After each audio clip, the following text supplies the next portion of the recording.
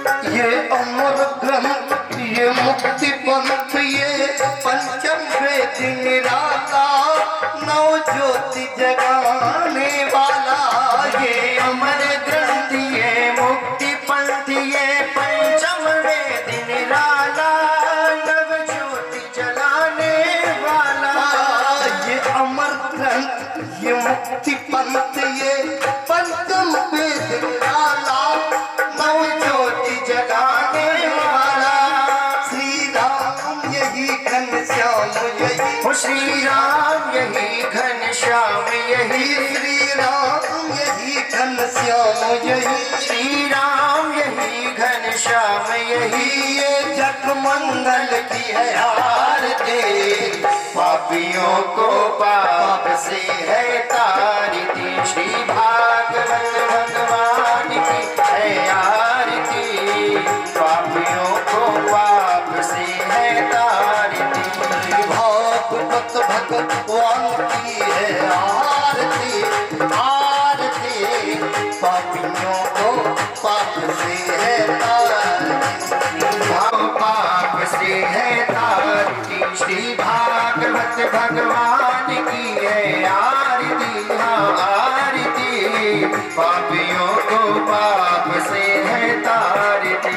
ये मधुर बोल जगपंथ खोल के, मधुर बोल सदपंथ खोल, सदमार्ग बताने वाला, बिगड़ी को बनाने वाला, हो बिगड़ी को बनाने वाला। ये मधुर बोल सदपंथ खोल, सदमार्ग दिखाने वाला, बिगड़ी को बनाने वाला।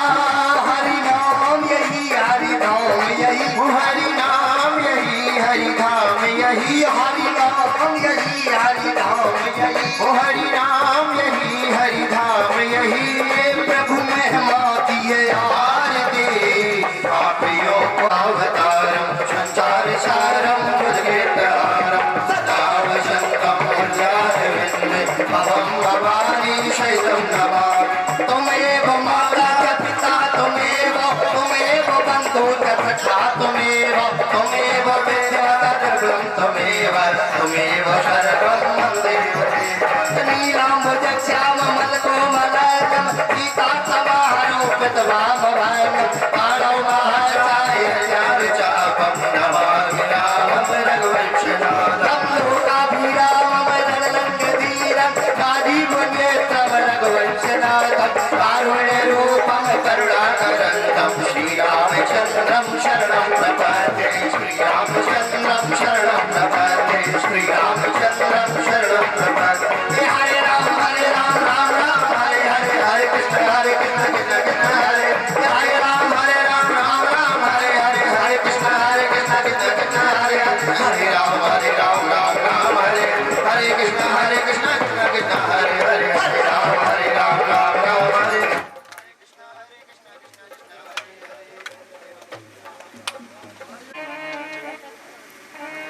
भक्त जन्म परम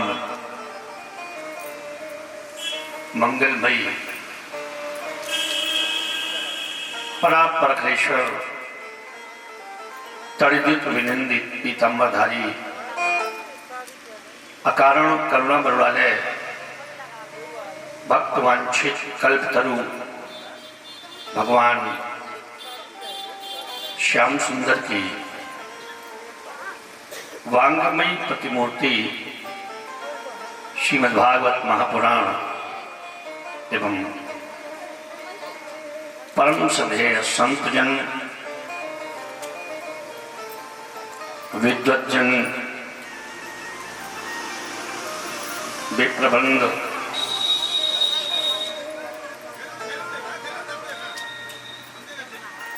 और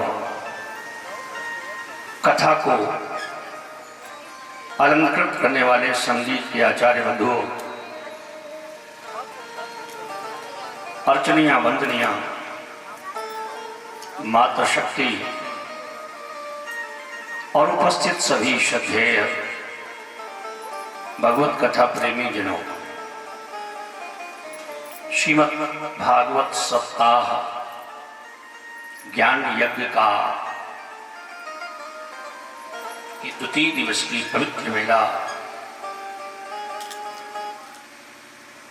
गुरु पुख योग में आप सभी भक्तों का मैं पुनः अभिवादन सहित अभिनंदन वंदन नमन करता हूँ। श्री राधे श्री श्याम। और भगवत चर्चा प्रारंभ हो उससे पूर्व हम अपने हृदय में, अपनी वाणी में, अपने मन में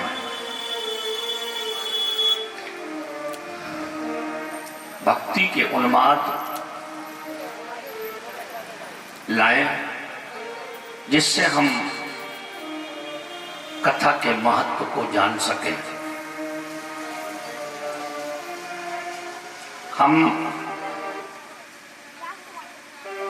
किसी भी विषय को जानने के लिए जब तक वैसी ही मानसिकता हमारी नहीं बनती है तब तक हम भले ही बैठे रहें, लेकिन वह चीज हमारे अंदर प्रविष्ट नहीं हो सकती।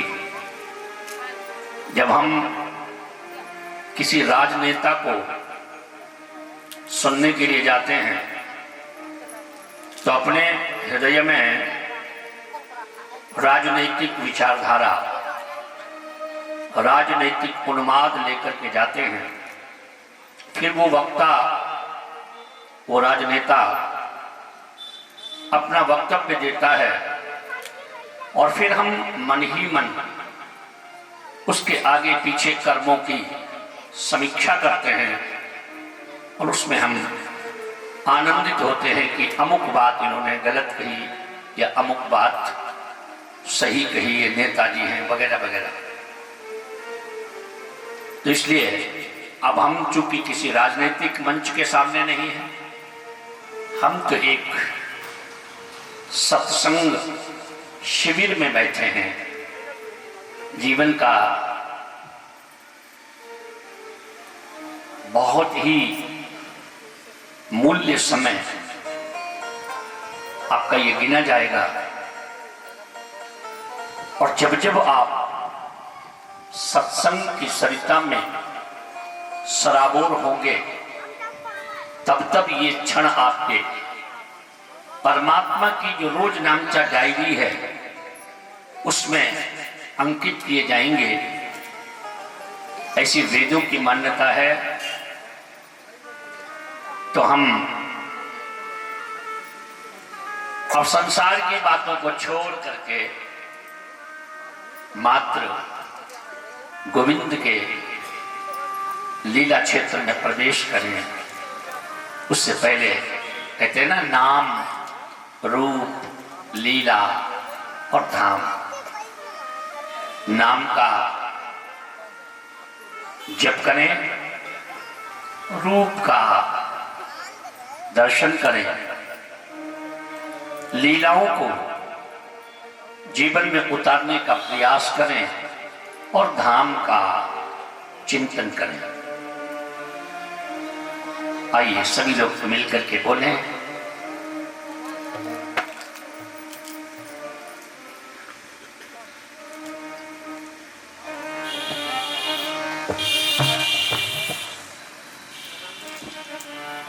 गोविंद माधव गोविंद माधव हरि हरि बोल, केशव माधव हरि हरि बोल। मुकुंद माधव गोविंद बोल, केशव माधव हरि हरि बोल। मुकुंद माधव हरि हरि बोल, गोविंद माधव हरि हरि बोल, केशव माधव हरि मुकुंद माधव जय हो मुकुंद माधव गोविंद बोल मुकुंद माधव केशव माधव हरि हरि बोल केशव माधव हरि हरि और केशव माधव हरि हरि बोल केशव माधव हरि हरि जिस देश में जय हो जिस भेष में परिवेश में रहो राधा रमन राधा रमन राधा रमन कहो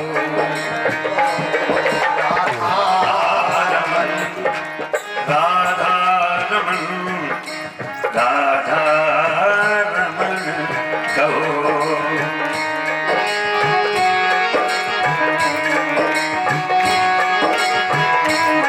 जिस देश में परिवेश में रहो राधा रमन राधा रमन राधा रमन कहो ओ राधा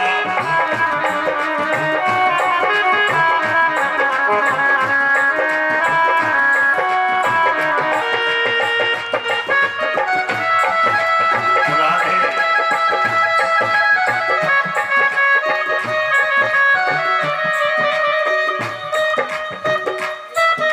राधा रमन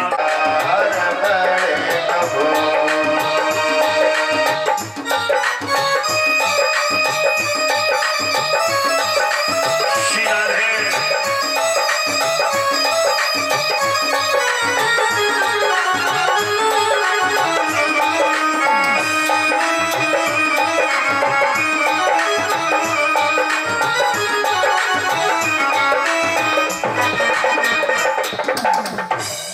जिस काम में जिस धाम में आराम में लो ओ आराम में रहो आराम में रहो संसार में जय हो संसार में परिवार में घर द्वार में रहो घर द्वार में रहो घर द्वार में रहो तो फिर राधा रमन राधा रमन राधा रमन ओ राधा रमण ओ राधा रमण राधा रमण कहो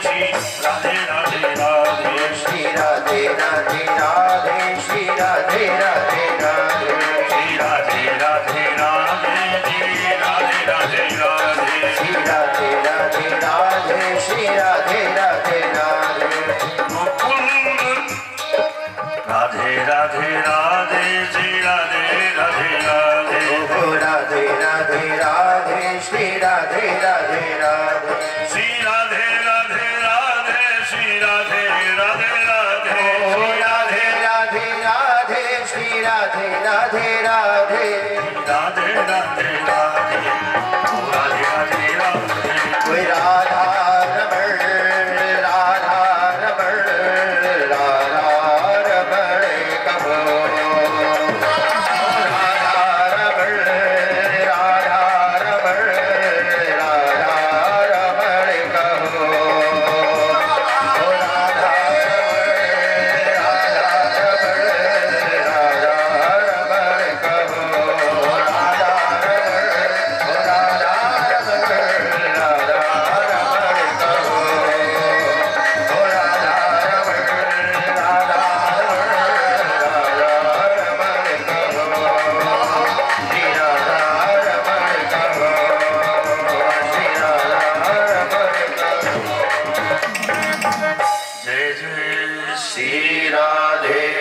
श्याम।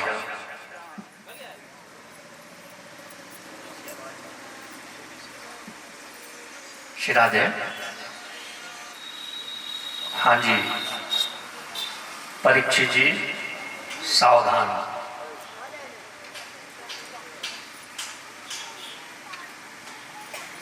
सावधान इसलिए कहा, जब भी कभी कोई मूल्यवान वस्तु कोई किसी को देता है तो वो उसे सावधान ही कर देता है कि भाई इसे संभाल कर रखना।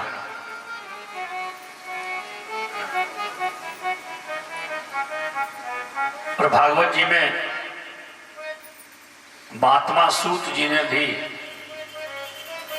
उनके प्रश्न करने पर उन्हें सावधान किया है। पहले सावधानतया श्रुणु, इसलिए सावधान। कल भागवत में भगवान श्री हरि के स्वरूप का वर्णन संक्षिप्त भाव में किया गया और आपने उसे श्रवण किया।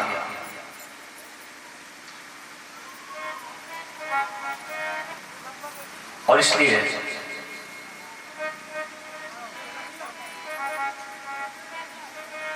एक बात और है, महाभागवत श्री सुखदेव जी का ध्यान करते हुए, क्योंकि कथा के मुख्य वक्ता पूज्य सुखदेव जी हैं और वो भी हमारी तरह नहीं है। वो कैसे हैं? आहा, परमहंस। कैसे हैं? परमहंस। हंस और परमहंस में अंतर होता है। हंस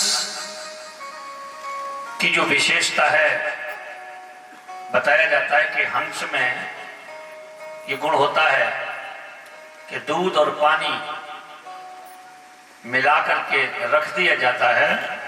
हंस अपनी गुणवत्ता से दूध के तत्व को खींच लेता है और पानी छोड़ देता है। लेकिन परमहंस में इनसे भी ज्यादा विशेषण है।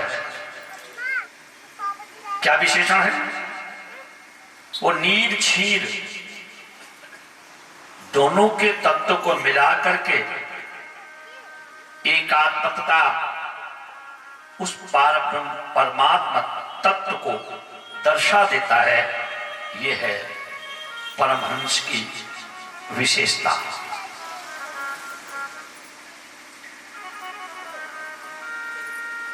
क्योंकि आत्मा और परमात्मा में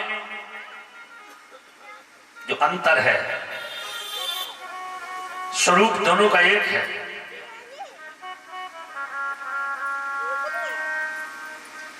लेकिन स्वभाव दोनों के भिन्न है।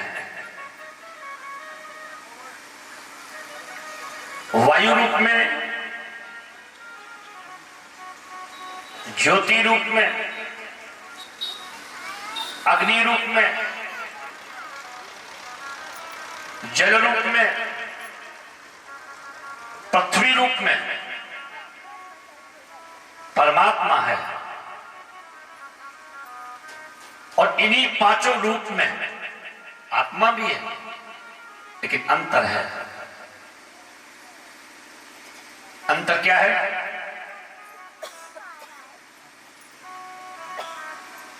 भागवत में जो अंतर है, सन्निवेशौ तत्परम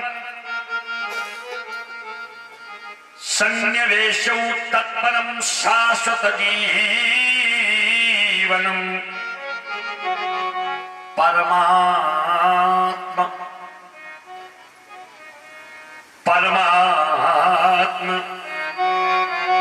योगीनां वृष्णि तत्त्वं परम धीयते। वेद के अनुसार वो परमात्मा तत्व अनुभव करने की चीज है। वो निर्गुण निराकार है, सगुण साकार है। आप जैसे चाहें वैसे उसको देख सकते हैं। ये वेद कह रहा है। वेद कहने का मतलब स्वयं परमात्मा कह रहे हैं। वेद स्वयं भगवान है। निर्गुण निराकार, सगुण साकार, और उसको लोग भिन्न भिन्न तरीके से बोलते भी हैं। जीव का स्वरूप एक है, परमात्मा के स्वरूप अनेकों हैं, जबकि परमात्मा एक है और जीव अनेक है। मानस के अनुसार परवश जीव स्वबस भगवंता, जीव अनेक एक श्री कंता। स्वरूप दोनों का एक है। तो उस एकात्मता को जानने के लिए, उस परमात्मा ज्योति को समझने के लिए और स्वयं अपने को जानने के लिए हमें किसी न किसी सद्गुरु की शरण में जाना चाहिए। परीक्षित जी,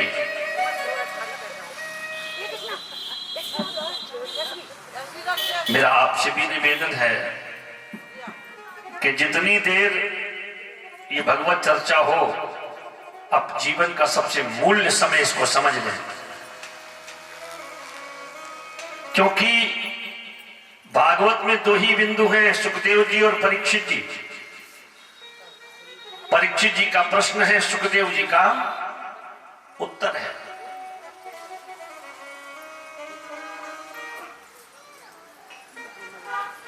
तो थोड़ा सा हम भी उस नैमिषारण्य की पावन भूमि का चिंतन करते हुए अपने मन को वहीं ले चलें। सूत जी महाराज शौनकादि ऋषियों को ये मंगलमयी कथा सुना रहे हैं। 88,000 ऋषियों के मध्य वो शौनकादिक ऋषि प्रधान श्रोता बन करके सबका प्रतिनिधित्व कर रहे हैं, जबकि आयु में सबसे छोटे हैं। सबसे छोटे हैं आयु में।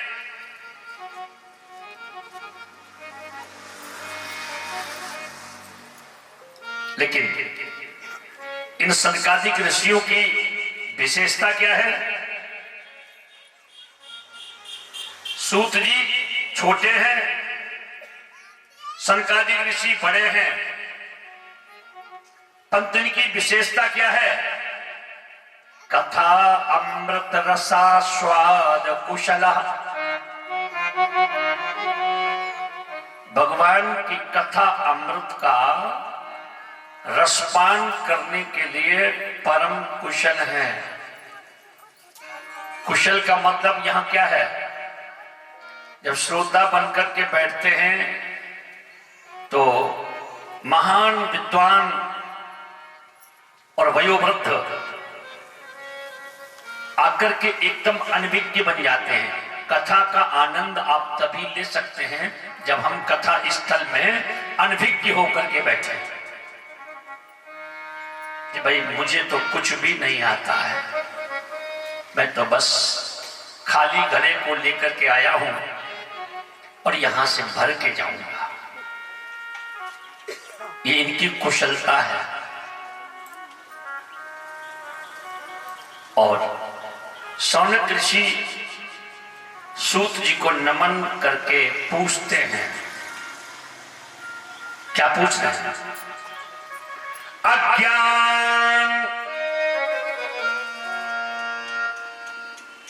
अज्ञानत्वां तविध्वंस कोटि सूर्य समप्रभ सूताख्यायी कथा सारं सूताख्यायी कथा सारं मम कर्ण रसायनम मम कर्ण रसायनम। अज्ञान ध्वांत विध्वंस कोटि सूर्य समप्रभ सूताख्यायी कथा सारम मम कर्ण रसायनम। महात्मा सूत जी से सनकादिक ऋषियों ने प्रश्न किया कि प्रभु, हम लोगों के हृदय में अज्ञान का घोर अंधकार है और इसमें तो कोई संदेह है ही नहीं। हम अज्ञान के अंधेरे में हैं, जबकि हम अपने को ज्ञानी होने का प्रमाण देते रहते हैं लोगों को कि हम ज्ञानी हैं, हम ज्ञानी हैं, हम बड़े हैं, हमारी बुद्धि तीव्र है, हमें पहचानो। हम लोगों को यही प्रमाण देते रहते हैं, लेकिन अध्यात्म दृष्टि से जिस व्यक्ति ने अपने को ज्ञानी होने का प्रदर्शन किया है, वो वस्तुतः अपने को धोखा दिया है उसने, यानी अंधेरे में है। वो कहा कि ये त्रिभुवन के अंधकार को, इस संसार के अंधकार को दूर करने में ये सूर्य नारायण पर्याप्त हैं और प्रत्येक व्यक्ति के अंतःकरण में जो अंधकार है अज्ञान का, उस अंतःकरण के अंधकार में रोशनी देने के लिए इन करोड़ों सूर्यों के समान आपका ज्ञान है। प्रभु, आप हम लोगों के अंतःकरण में अज्ञान का जो अंधकार है उसे दूर करें।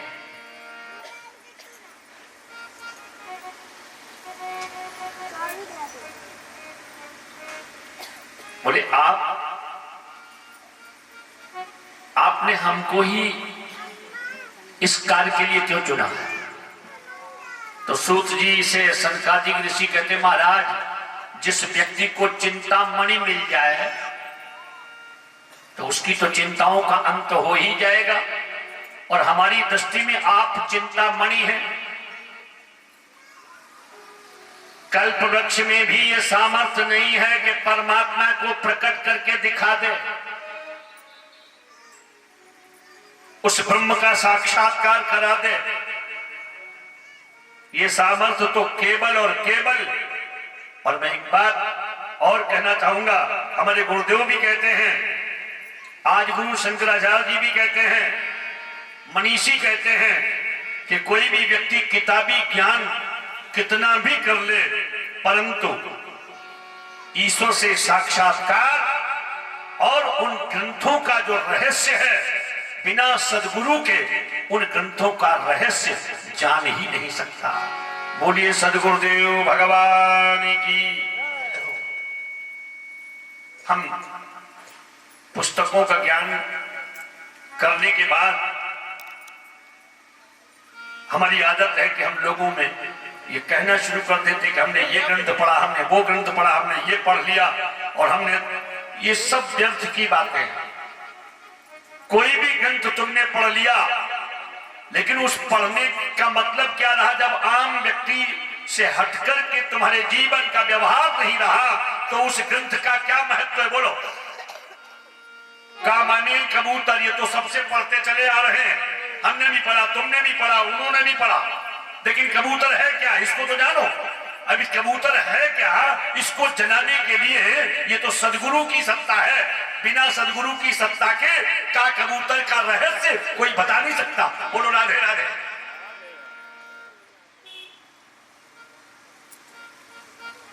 और इसलिए सूत जी महाराज गुरु कृपा का प्रसाद आपके पास है। संकादिक ऋषि सूत जी से कहते हैं कि वो गुरु कृपा का प्रसाद आपके पास है, कृपा करके हमें भी वो प्रसाद मिलना चाहिए। सूत जी महाराज प्रसन्न हुए और कहते ऋषियों, आपके मन में हमारे प्रति यदि इतना प्रेम और स्नेह है, मित्रों ध्यान से सुनना, मैं बहुत ही अज्ञानी वक्ता हूं और अज्ञानी वक्ता होने के नाते मैं आपसे निवेदन करूंगा कि आप मेरी हर बात को, जो कुछ भी निकले उसको ध्यान से श्रवण करें और फिर उसे मनन करें ताकि हमारी पुष्टि हो सके।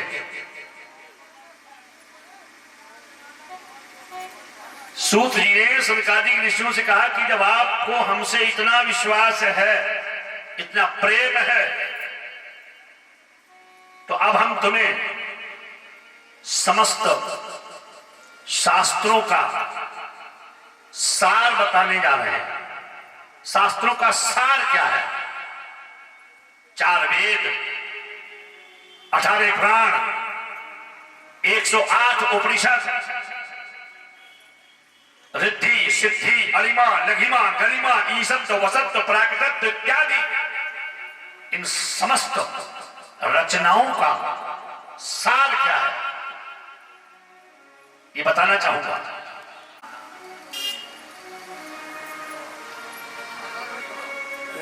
कि महाराज जी को तो यहां बिठाना चाहिए, आप यही शोभा पाएंगे भगवान। और अगर जगह नहीं है तो एक तखत और डलवा दीजिए संतों के लिए, यहां तो जगह कम पड़ेगी, कुर्सी डलवा दो।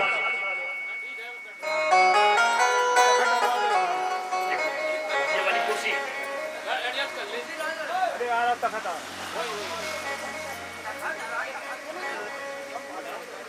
महाराज जी दंडवत।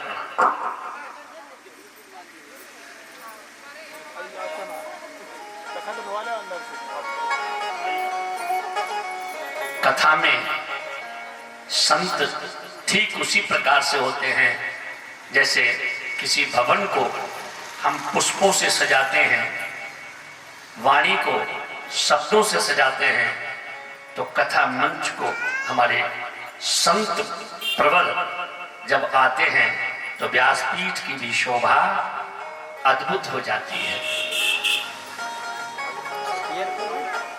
अब मोहिभा भरोस हनुमंता और बिनु हरि कृपा मिले नहीं संता। भगवान की महती कृपा होती है ना, तब संतों का दर्शन समागम।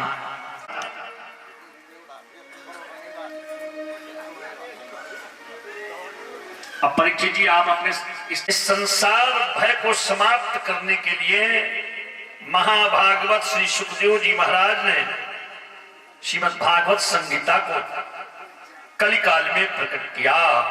बोलिए भागवत भगवान की जय हो। काल व्याल मुख ग्रास त्रास निर्णाशये तवे श्रीमद् भागवतम शास्त्रम कलहु कीन्हे न भाषितम कीनेन सुकेन भाषितम। तोता बड़ा मीठा बोलता है, लेकिन बोलता वही है जो उसे जो उसे सिखाया जाता है। और सुखदेव महाराज ने तो जगत में इस कल्याणकारी भागवत रूपी फल प्रदान किया। यह फल मनमुखी फल नहीं है, यह गुरुमुखी फल है। एक परंपरा से यह फल प्राप्त होता चला आ रहा है। उन्हें भी आचार्य परंपरा से यह भागवत रूपी फल प्राप्त हुआ है, जो संसार को दिया है। अब महाराज परीक्षित के सामने मृत्यु का भय उपस्थित है। 7 दिन में मरना सुनिश्चित हो गया परीक्षित का, तो अपने कल्याण का मार्ग ढूंढते हैं। उसी समय महामुनि सुखदेव जी पधारे और श्रीमद् भागवत संहिता के द्वारा महाराज परीक्षित को भय मुक्त कर दिया। जैसे ही गंगा के तट पर सुखदेव जी भागवत संहिता का प्रवचन करने के लिए विराजमान हुए, तो देवताओं को पता चलता, जरा ध्यान देना मित्रों, देवता, इसका मतलब है कि भागवत में सौदाबाजी होनी चाहिए परीक्षित जी, सौदेबाजी नहीं होनी चाहिए। देवताओं को पता चला कि भागवत में तो ये विशेषता है कि मृत्यु के भय को दूर कर देती है, यहां तक कि मुक्ति प्राप्त हो जाती है, मोक्ष मिल जाता है। तो सुधा कुंभम गृहीत्वैव देवास्तत्र समागमन। अमृत का कलश लेकर के देवता पधारे, सुखदेव जी को प्रणाम करके अमृत का कलश सामने रख दिया। महाराज, हमने जैसे ही सुना कि परीक्षित के सामने मृत्यु का भय उपस्थित है, इसलिए आप उन्हें ये कथा सुनाने जा रहे हैं। ये अमृत का कलश हम लेकर के आए हैं, ये परीक्षित को पिला दो, भय मुक्त हो जाएंगे। और इसके बदले में, अच्छा सुनो, सुखदेव जी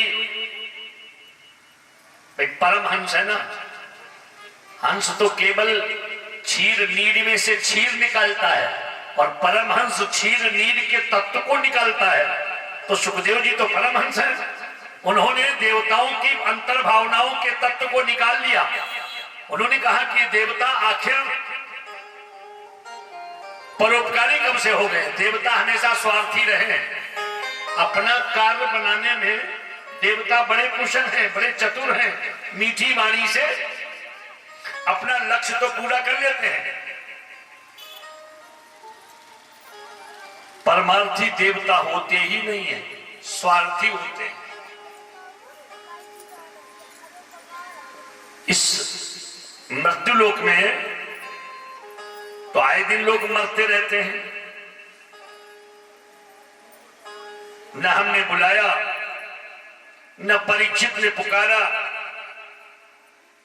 तो फिर ये देवता बिना बुलाए क्यों चले आए? बड़े आश्चर्य की बात है। और देखो, सुखदेव जी परीक्षित जी से, वो देवताओं से बोले,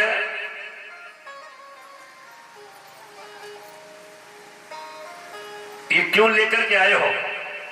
तो कहा कि परीक्षित को ये अमृत पिला दोगे तो ये भय मुक्त हो जाएंगे, और इनकी जगह पर ये कथा अमृत हमें पिला दो, कथा अमृत हमें पिला दो। सुखदेव जी हंसे और हंस करके बोले, देवताओं तुम तो पक्के ठगिया हो।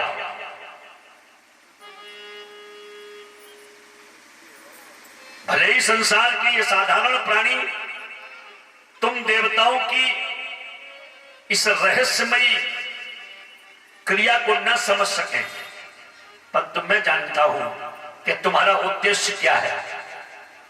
तुमने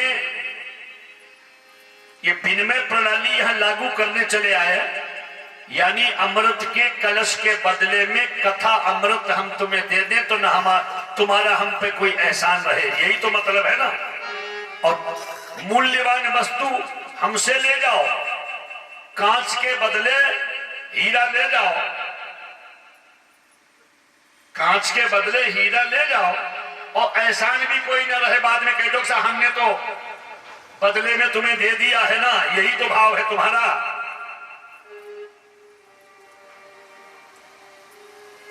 सुखदेव जी कहते हैं देवताओं, तुमने ये क्रिया विनिमय प्रणाली लागू करके एक तो मेरी आत्मा को आहत किया, दूसरे इस कथा अमृत को तुमने छोटा किया अपने स्वार्थ के लिए। यूं तो तुम्हारे अंदर तो इसका मूल्य बहुत है, लेकिन संसारिक दृष्टि से तुमने इसका मूल्य शून्य समझ रखा। अरे तो ऐसे हल्का है, दे दो, अंदर कुछ और चल रहा है, ऊपर से हल्का है। अगर तुम श्रद्धा से इस कथा स्थल में आकर के बैठते तो मैं तुम्हें अवश्य कथा सुनाता।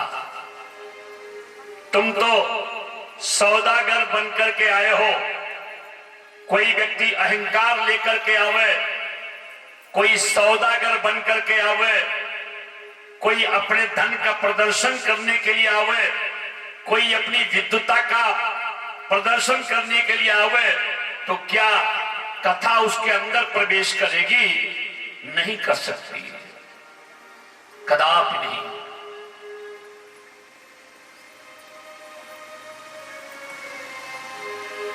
कांच का टुकड़ा देकर बदले में करोड़ों की कीमती बहुमूल्य मणि कोई मांगे और कोई एहसान नहीं।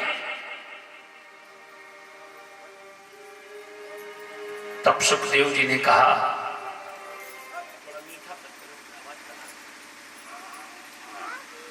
कोई सुधा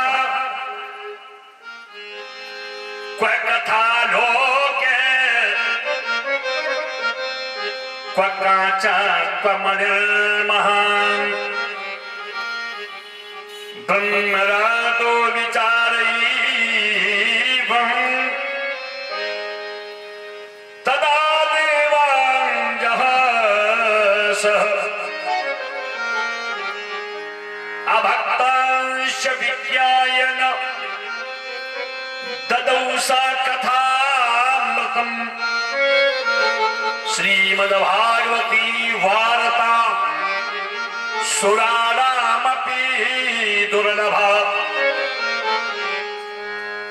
सूत जी कहते हैं, ऋषियों, ये देव दुर्लभ कथा है।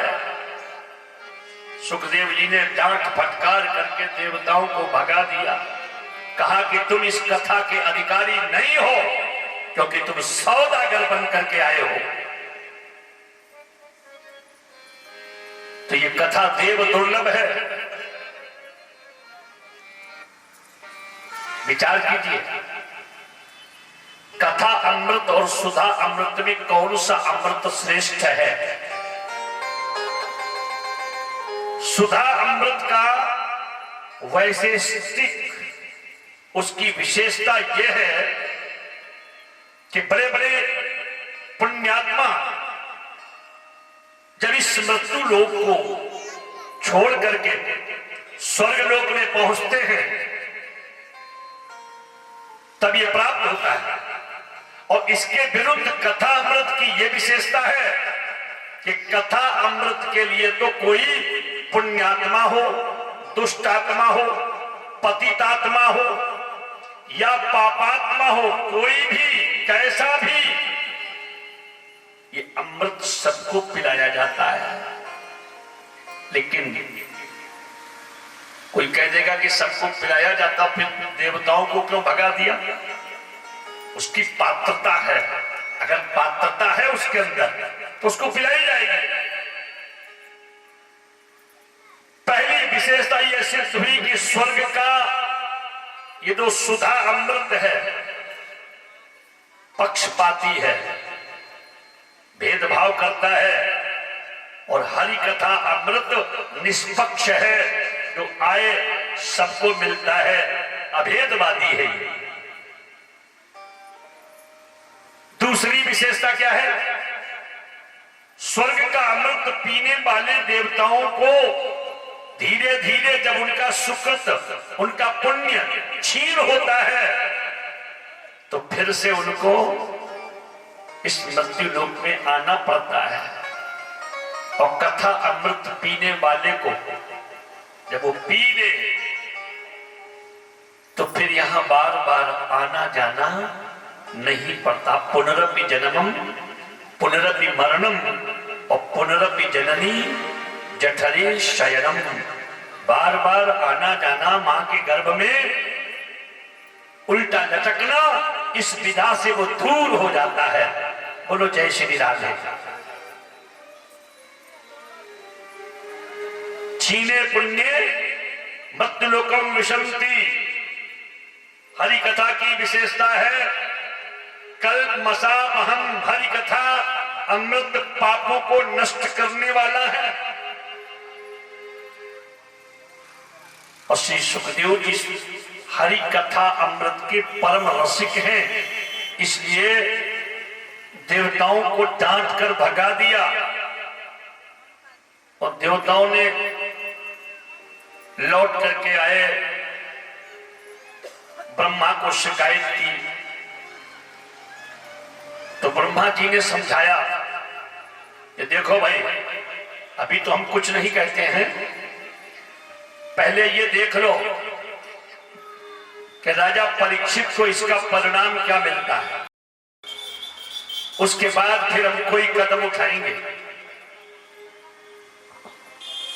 तो राजो मोक्षम तथा वीक्ष पुराधाता सत्यलोके तुलां बदध्वा तोलयः साधनान्यतः। ब्रह्मा जी ने महाराज परीक्षित का जब मोक्ष देखा, ध्यान से सुनना, तो आश्चर्यचकित हो गए। अरे तराजू पर तौल करके देखा आखिर भागवत की विशेषता क्या है, तो तराजू के एक पल्ले पर भागवत को रखा और दूसरे पल्ले पर अनेकानेक धर्म शास्त्रों को रखा। तो भागवत का पल्ला नीचे, बाकी पल्ला ऊपर।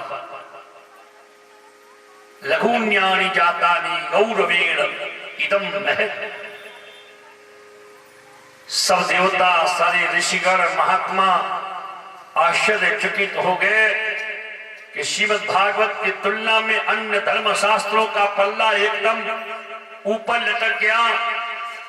तुरंत महात्माओं ने घोषणा कर दी, मैं निजे भगवद रूपम शास्त्रम भागवतम कलौ। ये साक्षात भागवत ही इस कलिकाल में कलुषित प्राणियों का कल्याण करने के लिए स्वयं श्री कृष्ण का स्वरूप है। बोलिए भागवत भगवान की जयकारा। थोड़ा तेज बोल दिया करो तो हमें बल मिल जाता है। बोलिए राधा रानी सरकार की जय हो। अब ऐसे नहीं जैसे हम बतावें वैसे। राधे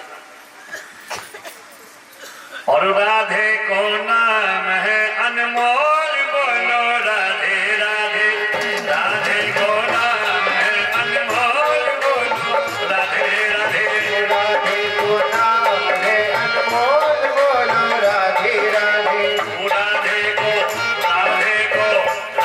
को नाम है अनमोल। बोलो राधे राधे, राधे को नाम है अनमोल। बोलो राधे राधे।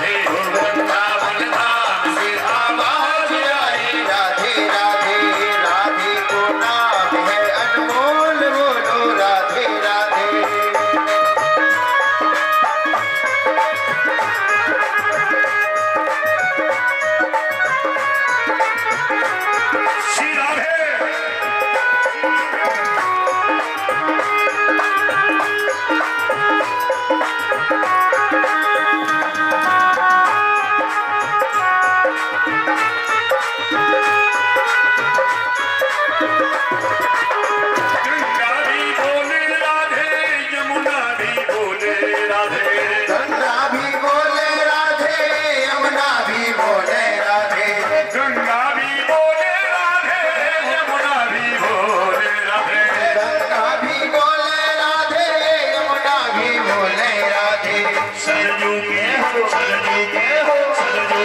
धारा से आवाज आई राधे राधे सरजू की धारा से आवाज आई राधे राधे राधे को नाम है अनमोल राधे राधे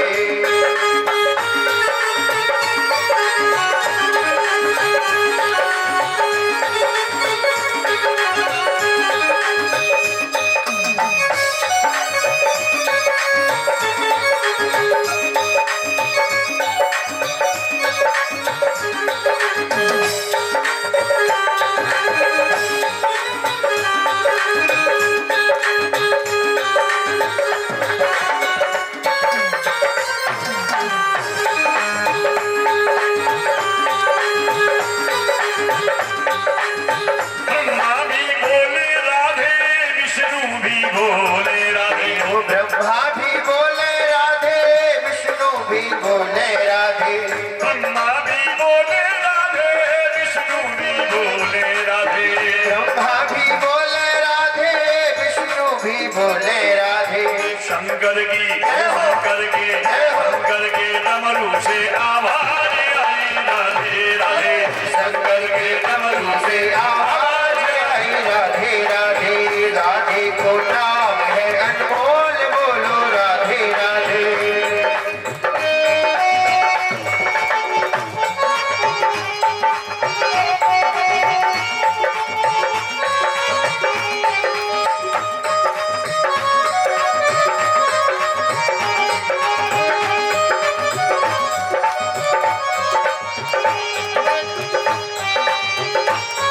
श्री राधे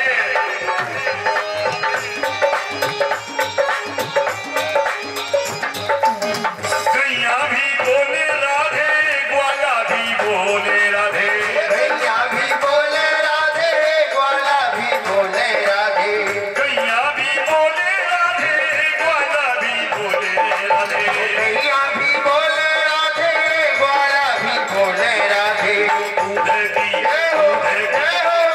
की धारा से आवाज आई राधे राधे दूध की धारा से आवाज आई राधे राधे श्री राधे अनमोल बोलो राधे राधे ये तीनों लोक में न्यारी राधा रानी हमारी तीनों लोक में से प्यारी हो राधा रानी हमारी तीनों लोक में न्यारी राधा रानी हमारी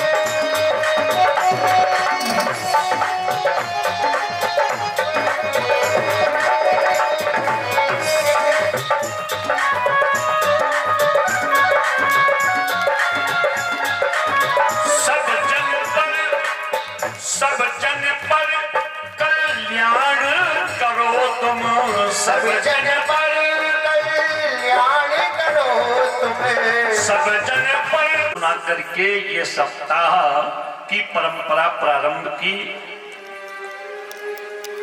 तो सनकादिक ऋषि कहते महाराज आप क्या कह रहे हो? बड़े आश्चर्य की बात है, नारद के द्वारा इसकी परंपरा हुई। क्यों? बोले नारद जी तो 2 घड़ी से ज्यादा कहीं रुकते ही नहीं है, और जो व्यक्ति 2 घड़ी माने मात्र 48 मिनट, 24 मिनट की एक घड़ी होती है, 2.5 घड़ी का 1 घंटा होता है, तो जो 48 मिनट तक एक जगह टिके उसके बाद फिर चल दे, वह व्यक्ति 7 दिन एक आसन पर बैठ करके कथा सुने।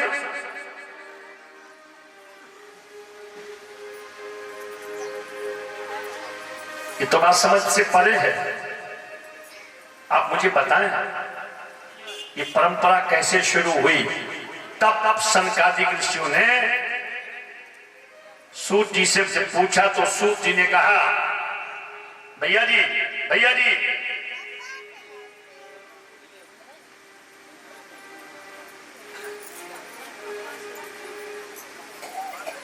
कथा में जब हम आपको देखें और आप हमें देखें, बात तब बनेगी।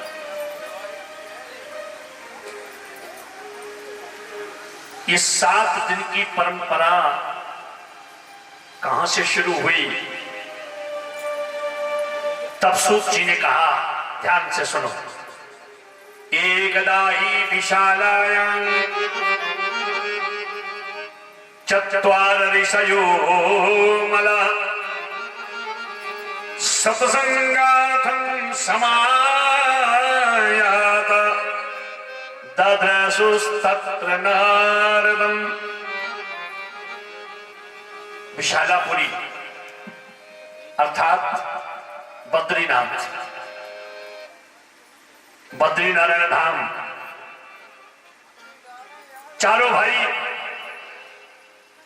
सनकादिक ऋषि सत्संग की इच्छा से भ्रमण करने के लिए निकले, क्योंकि विचरण तो करते रहे, कई जगह विचरण करते करते सत्संग विचरण में नहीं होता है। सत्संग तो एक जगह टिकने में होता है। तो ये चारों ऋषि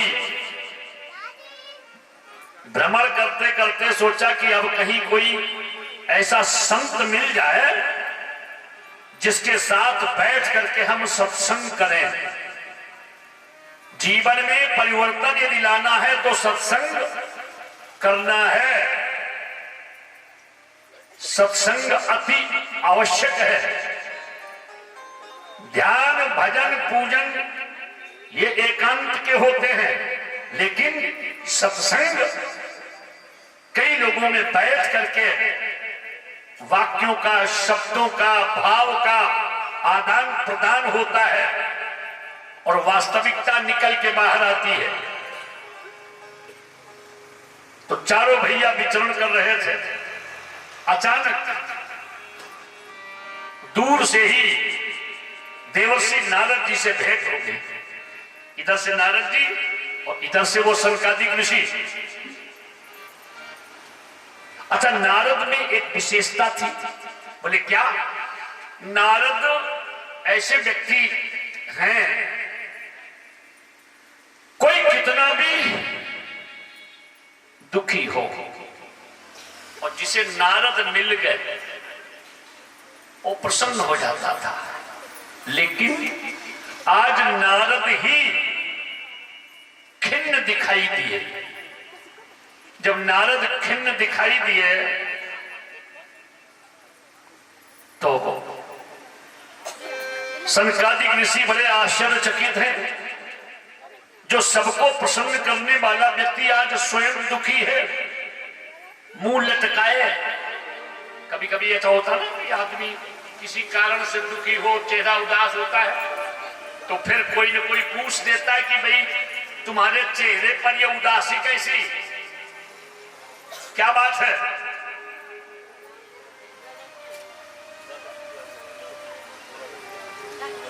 तो वही बात सनकादिक ऋषियों ने नारद जी से पूछी। क्या पूछा? कथम ब्रह्मांडी मुखो, यह कथम ब्रह्मादि मुख, कुतश्चिंता तुरो भवान, त्वयितं गम्यते कुत्र कुतश्चागमनं तव। अरे नारद, आपका ये चेहरा ये लटका सा क्यों है, उदास क्यों है? आपके चेहरे पर ये उदासी के चिन्ह क्यों हैं? किस बात की चिंता आपको सता रही है महाराज? ये भागे भागे से आ रहे हो और कहीं दौड़े दौड़े से जा रहे हो। कहां से आ रहे हो, कहां जा रहे हो, कुछ तो बताइए।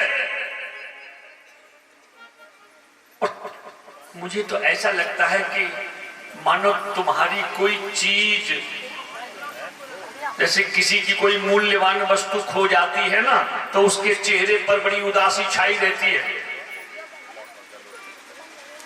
और फिर तुम तो संत हो महाराज। बड़ी अच्छी बात कही है। ये सब हमारे आपके जीवन में उतारने के लिए है। हाँ, ये केवल कथा सुनकर के पंडाल तक खत्म, उसके बाद फिर हमसे कोई मतलब नहीं है। जो थे वही बने रहे तो फिर कोई मतलब नहीं है कथा का। यदि कथा सुनकर के हमारे जीवन में परिवर्तन नहीं आया तो फिर कथा का क्या मतलब है? कथा जीवन बनाती है, कथा मृत्यु सुधारती है, कथा लोगों को जोड़ती है, कथा प्रेम की परिपक्वता को पहचानवाती है, कथा दूरियां भगाती है, कथा सबसे प्रेम दिलाती है। और अगर हमने यूं ही बैठे रहे, मन हमारा न रहा, तो फिर सब बेकार। और इसलिए सनकादिक ऋषियों ने कहा, महाराज आप महात्मा हैं, संत के चेहरे पर उदासी, क्योंकि संत पहले से ही, ऊ धातु तो संत के जीवन में आती नहीं है, क्योंकि वो ऑलरेडी दास हो ही जाता है परमात्मा का। और जो परमात्मा का दास है, अपने गुरुदेव का दास है, उसे उदास होने का प्रश्न ही नहीं है। और इसके बाद भी अगर वो उदास है तो या तो उसकी साधना परिपक्व नहीं है, या फिर वो जो सदगुरु जिसको बनाए बैठे हैं उसको पहचान नहीं पाया। कोई न कोई तो गड़बड़ है। हम दवा, डॉक्टर ने देख ली, मर्ज पकड़ ली, दवाई दे दी, और दवा लेने के बाद भी हमारी मर्ज ठीक नहीं हुई, तो इसका मतलब है या तो दवा खाई नहीं या फिर परहेज नहीं, कुछ तो गड़बड़ है। तो इसलिए भागवत जीवन सुधारते हैं। और हम तो इस बंगला गांव के लोगों को बहुत ही नमन करते हैं, आदर करते, प्रणाम करते, इसलिए कि ये विद्वानों की नगरी है। यहाँ तो एक से अच्छे विद्वान, मैं बहुत पहले से जुड़ा हूं आपके गांव से, यद्यपि सशरीर नहीं लेकिन मन से जुड़ा रहा। यहाँ के जो आचार्य बंधु हैं, विद्यार्थी लोग, ये सब हमसे बहुत पहले से जुड़े हुए हैं। ये यहाँ के बारे में मुझे बताते रहे, तो हमने कहा बेटा तुम हमें बता रहे हो, और हमने तो तुम्हारे नगर को जानते हो कौन सी उपाधि नहीं है। बहुत सुंदर उपाधि प्यारे।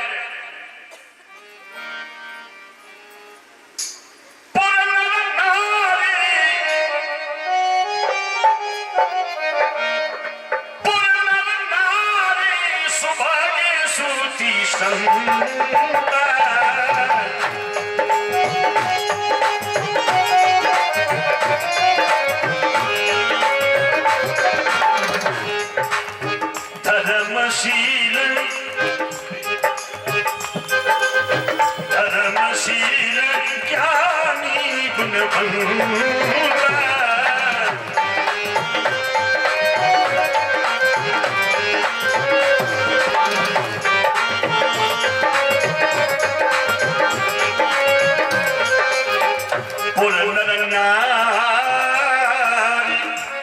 सुभग सुचि संता और धर्मशील ज्ञानी गुणवंता। मित्रों, केवल पुरुष वर्ग ही नहीं, ये विशेषता कहां की है? ये विशेषता वैसे तो मानस में मिथिला नगर की है। मिथिला नगर की विशेषता है क्योंकि जहां के राजा स्वयं ब्रह्मानंदी हो, राजा जहां का ब्रह्मानंदी है, जहां स्वयं भगवान शिव सत्संग की साधना को मजबूत करने हेतु स्वयं पधारते हैं, जहां ब्रह्मा, मरुदगण, कुबेर, इंद्र, वरुण, अष्टावक्र जी, गार्गी जैसी महान विदुषी देवियां सत्संग करने के लिए जहां आते हैं, उस नगर का प्रत्येक व्यक्ति शुचि, पवित्र, श्रुति, वेदों की नीति को लेकर के जीवन यापन करने वाले। तो मैंने वही उपमा आपके नगर पंगड़ा को भी दे रखी है। यहाँ के लोग भी बड़े अच्छे श्रुतकर हैं, आदर भाव देने वाले हैं। मैं सभी भक्तों को कोटि कोटि प्रणाम करता हूँ। श्री राधे, श्री श्याम।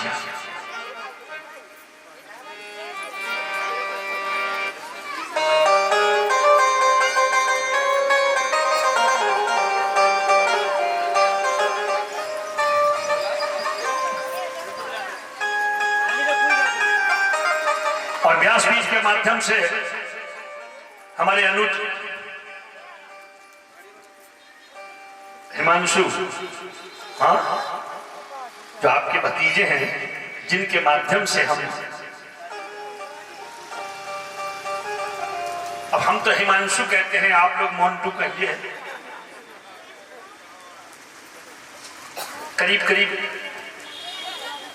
मतलब ये हिमांशु या मोन्टू जो भी आप लोग कहते हैं, ये बहुत ही कम आयु के थे, तब से हमसे जुड़े हुए हैं। लगभग 20 साल तो हो ही गया है। और उसकी ये जो उसका मिलन, उसका स्नेह आज हमें यहाँ तक ले ही आई है। आप सबको कोटि कोटि प्रणाम। और उस बालक को भी व्यास बहुत बहुत शुभ आशीष। साधुवाद। बढ़ो तुम धरा में, बनो धैर्यधारी, धर्म की ध्वजा ये कभी झुक न जावे, सुदृढ़ चेतना धर बनो पंथराही, तुम्हारी भुजाएं कभी थक न जावे, बनो देश के दर्दहारी पुजारी, कोई पातकी जंग पनपने न पावे। और रजनीश मिली है जो ये चंद घड़ियां, तो जवानी के दिन चार भी खो न जावे। हिमाद्य तुंग संग से प्रबुद्ध शुद्ध भारती, स्वयं प्रभा समुज्ज्वला स्वतंत्रता पुकारती, अमृत धीर पुत्र हो दृढ़ प्रतिज्ञ सोच लो, प्रशस्त पुण्य पंथ है पढ़े चलो। आयुष्मान चिरंजीव मोन्टू महाराज।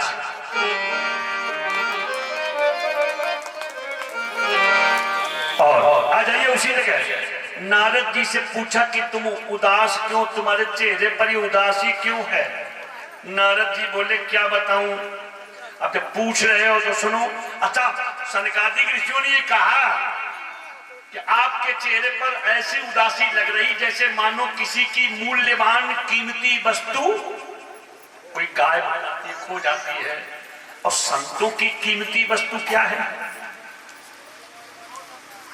क्यों? संतों की कीमती वस्तु तो गोविंद का नाम धन संतों का सबसे ज्यादा। आपने देखा होगा संत चोरी करते हैं, मालूम है कब चोरी कब होती है?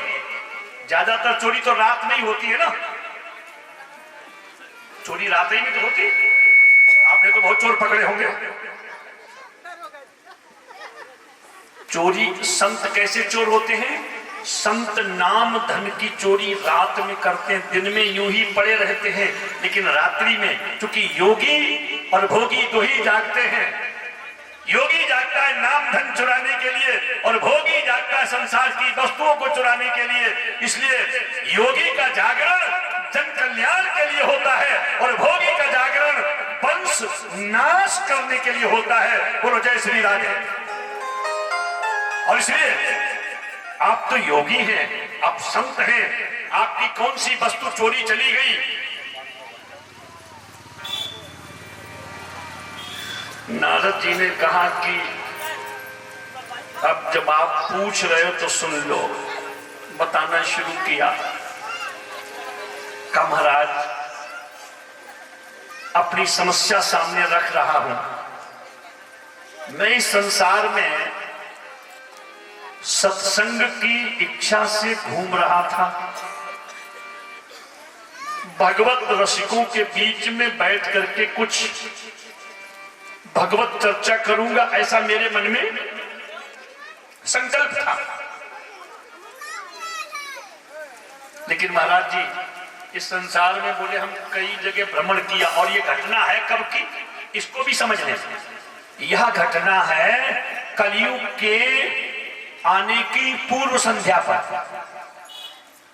कलयुग आने की पूर्व संध्या की यह घटना है। यानी मानो कलयुग की छाया पड़ना शुरू हो गई थी।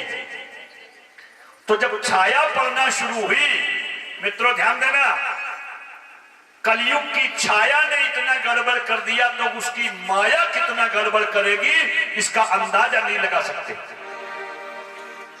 विचार कर लो कौन सा गड़बड़ किया। ये भैया आप ही तक ध्यान दें।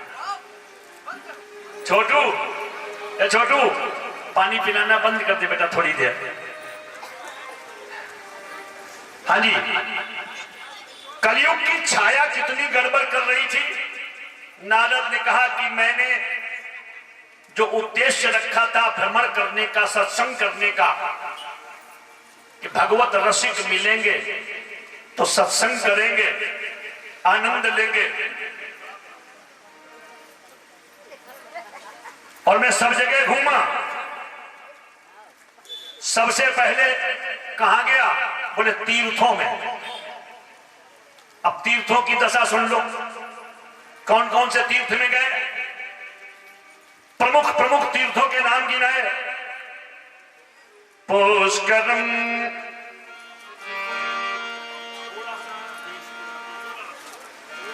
पुष्करम च प्रयागम, पुष्करम च प्रयागम च काशीम गोदावरी तथा, काशीम गोदावरी तथा, और हरि क्षेत्रम, हरि क्षेत्रम कुरुक्षेत्रम, श्रीरंगम सेतु वंदनम, हरि श्रीरंगम सेतु वंदनम, एवमादिषु तीर्थेषु भ्रममाण इतस्ततः। नारद जी ने कहा कि हम गए पुष्कर, जो ब्रह्मा जी का जन्म स्थान है। फिर हम गए तीर्थों के राजा प्रयाग। फिर हम गए भगवान शिव की, जहां कहते हैं कि काशी में यदि किसी व्यक्ति का शरीर छूटता है तो उसे मुक्ति मिल जाती है। और गोदावरी, जहां भगवान श्री राम ने पंचवटी में रह करके स्वयं अपने अनुज लक्ष्मण को राम गीता का उपदेश दिया है भगवान श्री राम ने। और वो उपदेश कौन सा? जब लक्ष्मण ने पूछा कि भैया हमारी इच्छा है कुछ जानने की, तो राम जी ने पूछा बताओ।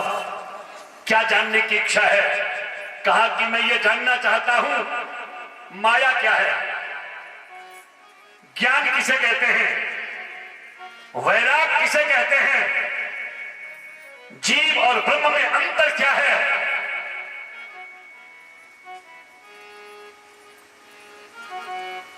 और भक्ति किसे कहते हैं। अब ये 5 है और इन 5 में ही सारा खेल है। बोलो राधे राधे। हर व्यक्ति की चर्चा इन्हीं 5 पे तो होती है।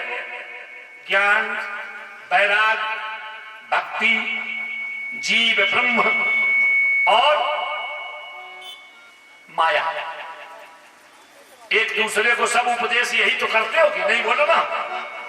जब भी कभी बैठते हो तो कोई कहता अरे तुम तो माया में फंसे हो, अरे वो तो माया में फंसा है, अरे इन्हें तो माया से छुट्टी नहीं है, तुम तो जंजाल में फंसे हो और तुम भक्ति करो, यही सब कहते हो ना।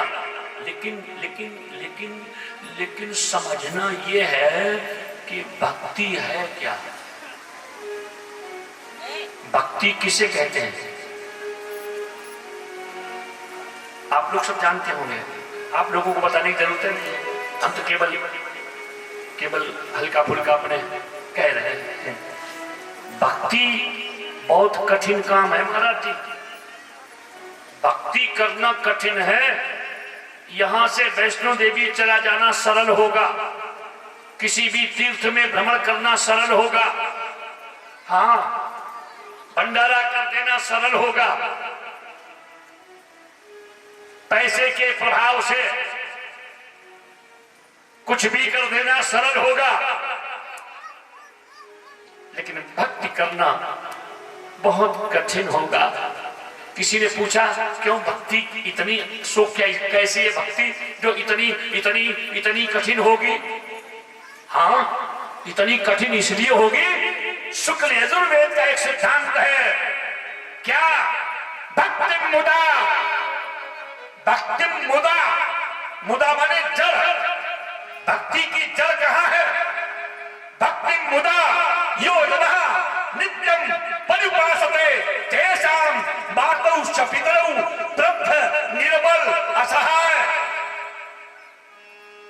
भक्ति की जड़ माता, पिता, गुरु, निर्बल, असहाय, विकलांग, विकल, इनकी सेवा, इनकी सेवा। भक्ति के मार्ग में आप मंदिर न जा पावे कोई बात नहीं, चलेगा। लेकिन मेरी मां हमसे एक बार भी अगर उसने किसी के बीच में बैठ करके ये कह दिया क्या करें महाराज या क्या करें दीदी, क्या कहें अम्मा, हम अपने बेटे से बड़ा दुखी हैं, समझ लो तुम मंदिर नहीं, तुम मंदिर में गढ़े रहो, कोई फायदा नहीं। बोलो राधे राधे।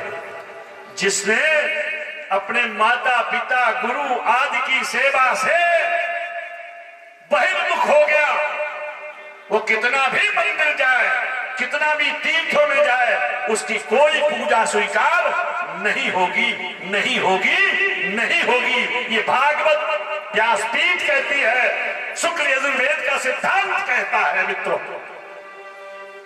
भक्ति माने सेवा, सीधी सी बात है। भक्ति माने, और उसका जीता जागता प्रमाण आपने अभी कथा शुरू होने से पूर्व हमारे ये जो कीपैड पर जो संगत करते हैं, हनुमान चालीसा पढ़ते हैं, हनुमान चालीसा, तो पूज्य हनुमान जी ने ऐसा कोई प्रमाण नहीं मिलता जो कहीं पर धूप बत्ती अगरबत्ती आदि किया हो, बल्कि धूप बत्ती अगरबत्ती करने वाले को विघ्न और डाल दिया जाकर के रावण, जब वो रावण पाताल लोक में देवी को सिद्ध करने के लिए यज्ञ करता है, तो हनुमान जी कहते हो धूप, जिस देवी को सिद्ध करने के लिए तू यज्ञ कर रहा है, उस यज्ञ का उद्देश्य क्या है? उस यज्ञ का उद्देश्य है राम लक्ष्मण की बलि। उस यज्ञ के उद्देश्य का मतलब है राम लक्ष्मण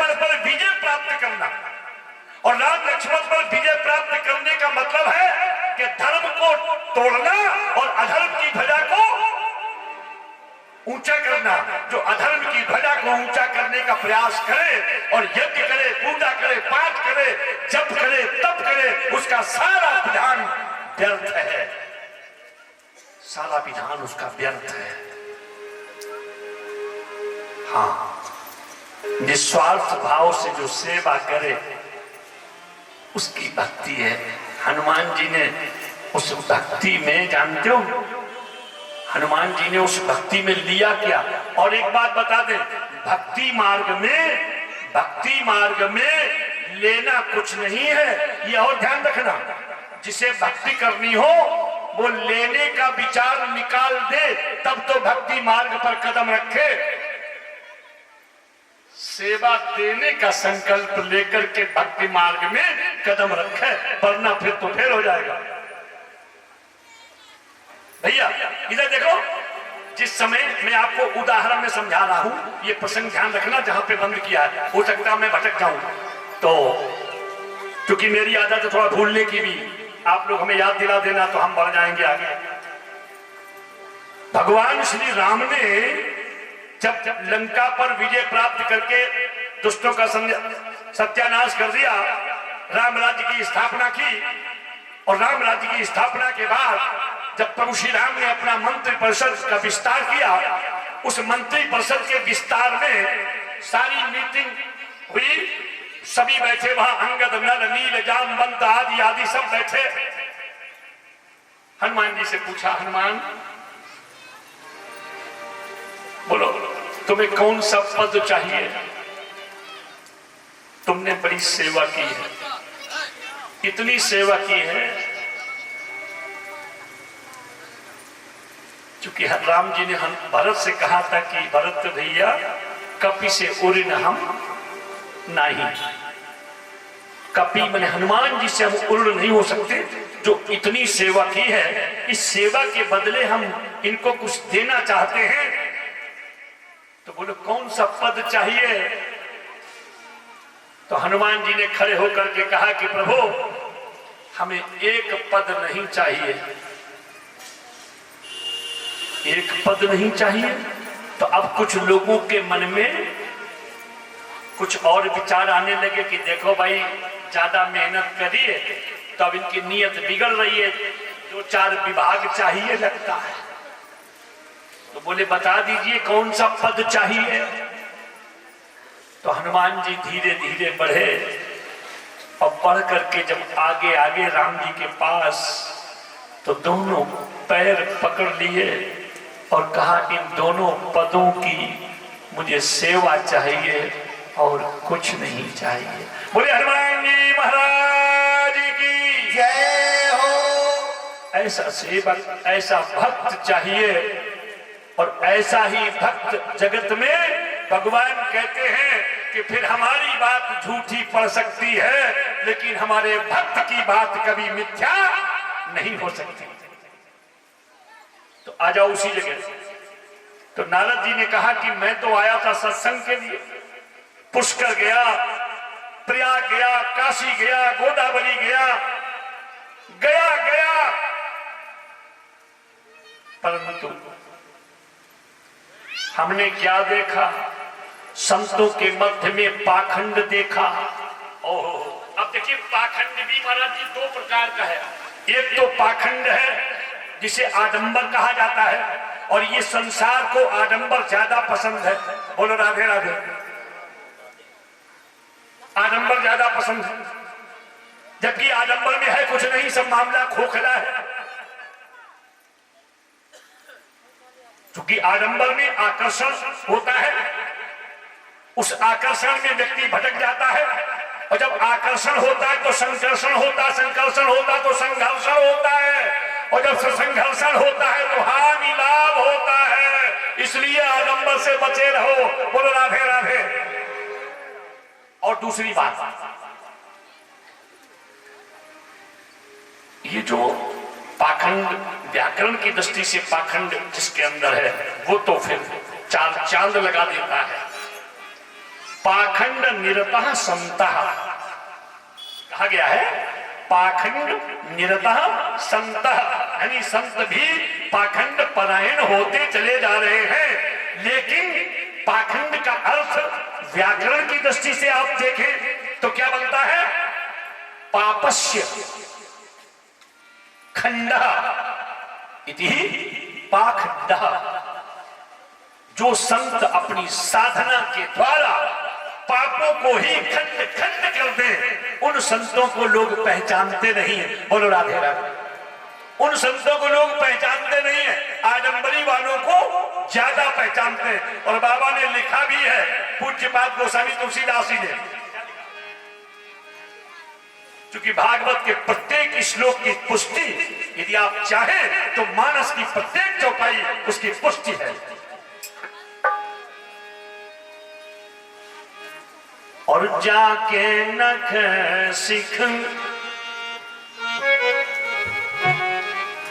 जाके नख सिख जटा विशाला, जाके नख सिख जटा विशाला, जाके नख सिख ये जटा विशाला, जाके डाला ते प्रसिद्ध तापस कलिकाला, ते प्रसिद्ध कलिकाला, ते प्रसिद्ध तापस कलिकाला।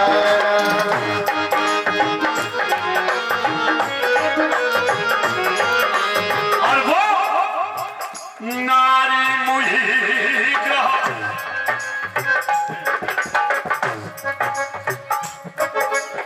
नारी मुहि ग्रह संपत्ति नासी, नारी मुहि ग्रह संपत्ति नासी, मूड मुड़ाई भय आवै ओ भाई लोग नीचे हाथ नसावै, ओ भाई लोग नीचे हाथ नसावै।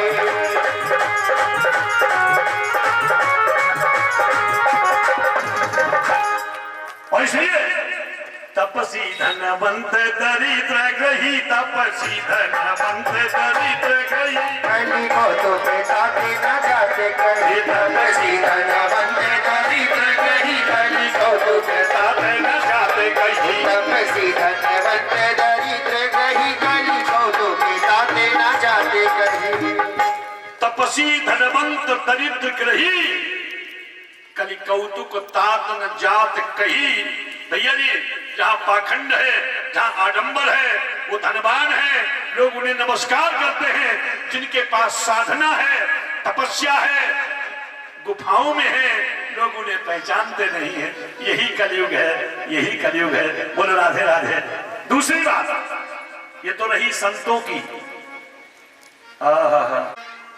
विक्रयणो लोभा दंपतीनां च कल्कनं, दंपतीनां च कल्कनं। क्या कहा? तरुणी प्रभुता के, अब छोड़ो ये बात, हम कहेंगे ही नहीं। चलो ठीक है, अब हमें क्या, अब तो हमें पावर मिल गया ना। तरुणी प्रभुता के हर घर में प्रधानता किसकी है? राधे राधे बोलो माताओं। हर घर में प्रधानता देवियों की है। और सुनो, और तब बढ़ गई बात कब? जब आगे लिख दिया सुखदेव जी ने, बोले श्याल को बुद्धिदायका। श्याल कहते हैं संस्कृत में, श्याल कहते हैं पत्नी के भैया को। पत्नी के भैया माने आपके साले को। तो जो साला है वो क्या करता है? मान लो आपके बेटे की शादी है, आपके बेटे की शादी है, और शादी के लोग आए, बात बन गई, कुछ रह गई। अब जो कुछ रह गई है उसकी पूर्ति करने के लिए बोले अगले इतवार को आना, इनके मामा को छुट्टी मिल रही है, तो अगले इतवार को जब वो आ जाए मामा जी मोहर लगा देंगे तो तुम्हारी बात पक्की। बोलो राधे राधे। तो सियाल को बुद्धिदायक है। अच्छा, इसी श्लोक का मिलान तुम सोचो केवल केवल केवल व्यास जी ने ही लिखा है, ऐसा नहीं है। पूज्यपाद गोस्वामी तुलसीदास जी ने भी पुष्टि कर दी। क्या कहा? नारी विवश नर सकल गोसाई, नारी विवश नर सकल गोसाई, नारी विवश नर सकल गोसाई, नारी विवश नाचहि नर मरकट की नारी, नाचहि नर मरकट की नारी।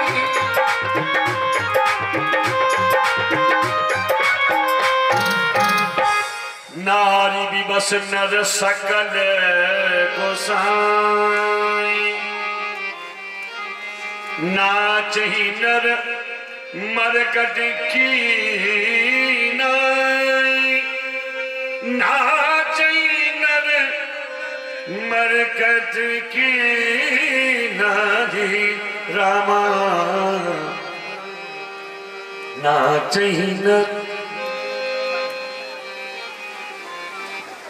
बंगला छोड़ के, बंगला छोड़ के ये बात है भला।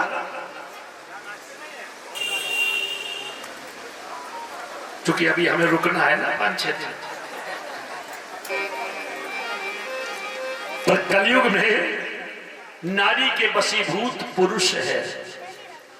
अरे भैया, हम क्या सरकारें नारी सशक्तिकरण के ऊपर कितना जोर दे रही, हम कौन है?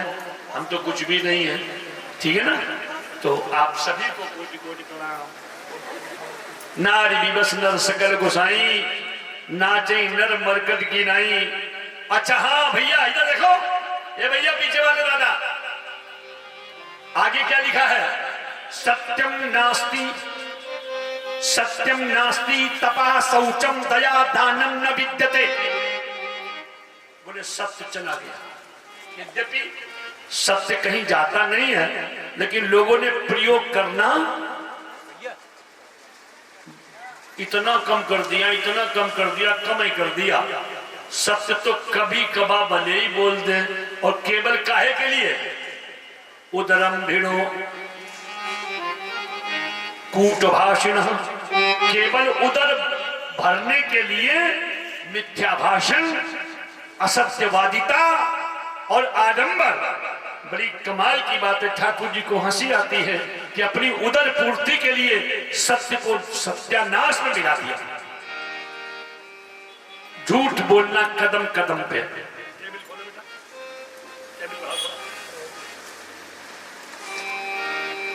कदम कदम पे झूठ बोलना। और केवल एक ही नहीं, पिता पुत्र से, पुत्र पिता से, शिष्य गुरु से, पत्नी पति से, पति पत्नी से, राजा प्रजा से, प्रजा राजा से, सब में झूठ न झूठ, कुछ न कुछ। और अब तो इस समय झूठ बोलने का एक ऐसा बढ़िया तरीका आ गया है, क्या बताएं। अरे कुछ पूछो नहीं, कहाँ हो भैया, बस जाम में फंसे हैं। अब क्या करें, और घर से निकले नहीं अभी। सबसे ज्यादा ये लोग झूठ बोलते, अभी घर से निकले नहीं है, लेकिन जाम में फंसे हैं। इतना मतलब लेकर के चलेंगे कि अगर देर भी हो जाएगी तो कह देंगे जाम में फंसे थे। तो ये झूठ बोलने का यंत्र आ गया है। और मैं तो ये कह रहा हूं, झूठ बोलने का ही यंत्र नहीं है, क्या कहा जाए। केवल एक ही बात के लिए ये मोबाइल एक ही बात के लिए सही है कि आप ये नहीं कह सकते हैं। पहले जमाने में जब पत्र व्यवहार हुआ करता था तो पत्र डालते थे, बहाना हो जाता था कि चिट्ठी पहुंची नहीं, और कभी कभी नहीं पहुंचती थी। लेकिन अब क्या है कि तुरंत आमने सामने बात हो रही है, तो ये तो कह नहीं सकते कि हमें सूचना नहीं मिली। यानी सूचना देने लेने के लिए तो ये मोबाइल ठीक है, बाकी ये मोबाइल बहुत ही खतरनाक है। सारी अच्छाइयां ये मोबाइल खा गया, सारे प्रेम ये मोबाइल खा गया।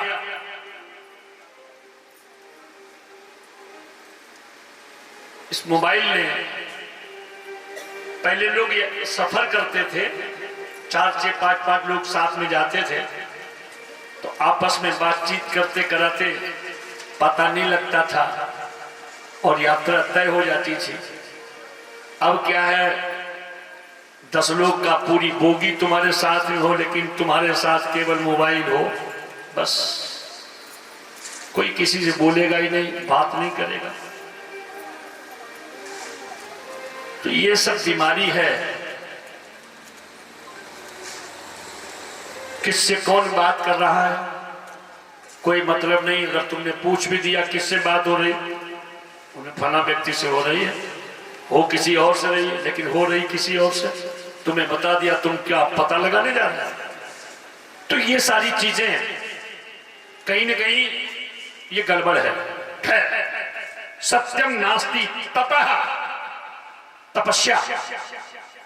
तपस्या का मतलब यही नहीं महाराज जी, केवल इतना ही नहीं कि हम जंगल में जाकर के तपस्या करें। गृहस्थियों की तपस्या कैसी तपस्या कि गृहस्थ जीवन में उतार चढ़ाव तो आते हैं, और ये निवेदन विशेष तौर से माताओं के लिए है। ये निवेदन क्यों है कि हमारे घर में गृहस्थ जीवन है, उतार चढ़ाव होता है, कभी किसी वस्तु का अभाव हो गया, तो आप उस अभाव में कभी अपने घर की मर्यादा किसी से न खोएं और सदैव प्रसन्न मुद्रा में रहें। यही तपस्या है गृहस्थ की। हमारे घर में जो कुछ भी है वही सब कुछ है।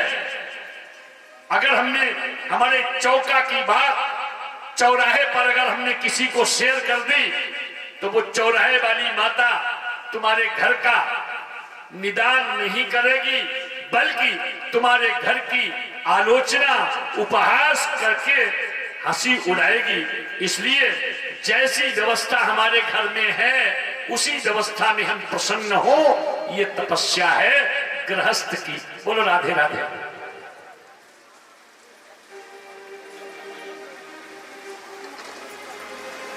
तनिक तनिक सी बात पे झगड़ा हो जाए, कोई कह दे कि हम वहां जाएंगे, मायके जाएंगे, वहां शादी है और वहां ये देना है, वहां वो देना है, और तुम्हारे पास व्यवस्था नहीं है, तो फिर क्या करो?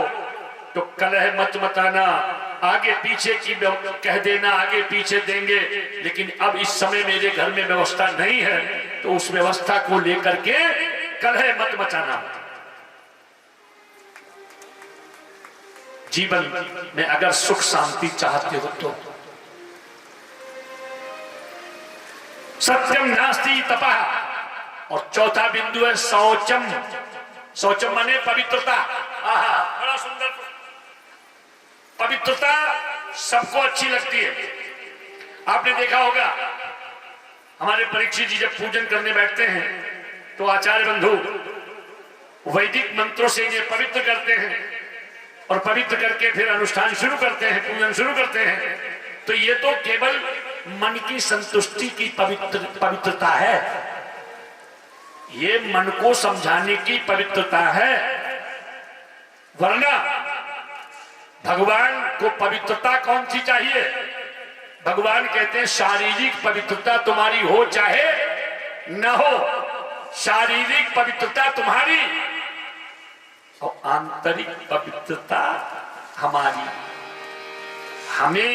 हमें स्पर्श करना है अगर तुमको, तो तुम अंदर से पवित्र हो, तब हमारी प्रतिमा को छुओ। तुम्हारी पवित्रता जो शरीर की है, भाई शरीर का धर्म है गंदा होना, मिट्टी लगना, ये वो, तो ये तो उसमें तुम रह रहे हो। भाई जिस मकान में तुम्हें रहना है उस मकान की तो सफाई करना तुम्हारा परम कर्तव्य है, लेकिन जो अंदर की पवित्रता है, और इसीलिए मंत्र में क्या कहा जाता है, ओम अपवित्रः पवित्रो वा सर्वावस्थांगतोऽपि वः यः स्मरेत पुंडरीकाक्षं स वाहि अभ्यंतरः। वाहि और अंतर दोनों की पवित्रता, तो बोले अंदर की पवित्रता। एक बात याद आ गई, लोग जब किसी शव यात्रा में जाते हैं, शव यात्रा में, हमारे यहाँ तो गंगा नजदीक है, 5-7 किलोमीटर हमारे यहाँ से गंगा जी है, तो हमारे यहाँ तो सब गंगा जी ही जाते हैं। और आपके पास में कोई नदी होगी, जमुना होगी, चंबल होगी, जो भी होगी, या कहाँ जाते, खेतों में है, कहीं भी सही, लेकिन जब आप जाते हैं उस शव यात्रा में, तो वहां जाकर के फिर जो लगा लुगू करके फिर तो नहाते हो ना, क्यों? बोले इसलिए मुर्दा के साथ गए थे तो हम अशुद्ध हो गए, इसलिए ही तो नहाया। अच्छा चलो वहां नहा लिया, दरवाजे आए, फिर अंदर जाते समय पानी मांगा, पैर पे डाला, आचमन किया, ऊपर छिड़क लिया, नीम की पत्ती चबा ली, ये सारे कुछ, हालांकि इन सब में साइंटिफिक कोई न कोई गुण जरूर होगा, लेकिन पौराणिक दृष्टि से हमने ऊपर की पवित्रता पूरी पूरी निभा ली। मुर्दा के साथ में जाने से हम अपवित्र हुए तो हमने 2 बार नहाया, पहले वहां फिर घर आए, अच्छी बात है। लेकिन जो लोग मुर्दे को ही खा गए हैं, अब उनकी पवित्रता कैसे होगी, चिंता इस बात की सता रही नारद जी को। बोलो राधे राधे। चाहे बकरा हो चाहे मुर्गा हो, कटने के बाद वो भी मुर्दा ही तो हो जाता है, और जब उस मुर्दे को पेट में खा गए, नारद जी कहते हैं हमें चिंता उनकी है, इसलिए हमारे चेहरे पर उदासी छाई हुई है।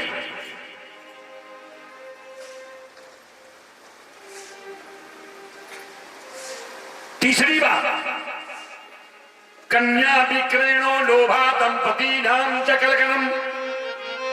और कलयुग में इतने प्राणी लोभी हो गए होंगे कि उन्हें कन्याओं की बिक्री तक करने में कोई संकोच नहीं होगा। नारद बोले ये सब देख देख करके मैं बड़ा दुखी हुआ।